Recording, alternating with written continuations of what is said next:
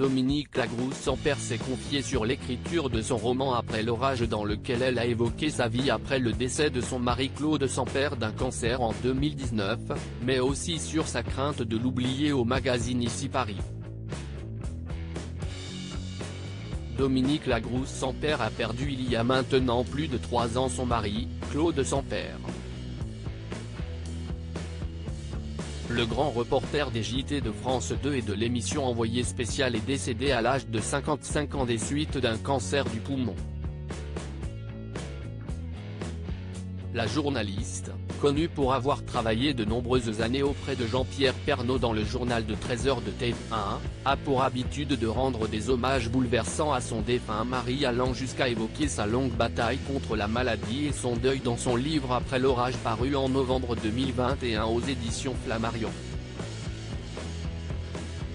J'ai ressenti l'urgence de tenir un carnet de bord à l'occasion de la sortie de son nouveau roman intitulé Celle qui s'aime enfin aux éditions Flammarion ce 1er mars. Dominique Lagrousse sans père s'est confiée au magazine Ici Paris sur les raisons qui l'ont poussé à écrire à propos du décès de son mari. Ce sont mes enfants qui m'ont incité à publier ce que je leur avais écrit. J'ai ressenti l'urgence de tenir un carnet de bord la fois où ils m'ont fait part de leur crainte d'oublier leur papa, a-t-elle avoué. Et la journaliste a été extrêmement bouleversée par cette crainte qu'elle partage également. Cette peur m'a transpercée, alors j'ai tout consigné. C'est bien plus tard que j'ai envoyé mon manuscrit à des proches.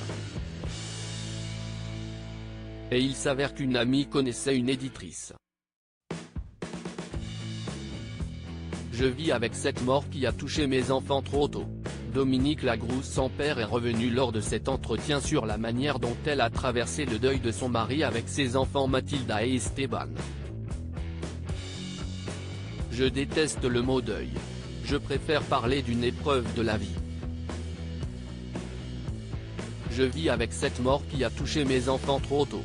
Et je ne veux pas qu'elle gagne, a-t-elle affirmé à nos confrères.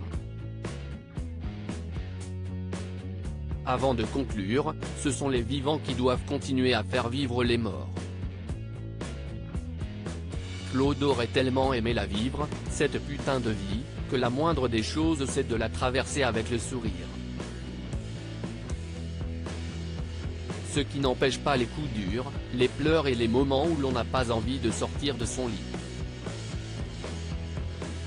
À lire aussi Je n'étais plus heureuse, Dominique Lagrousse sans père explique en toute franchise les raisons de son départ de TF1.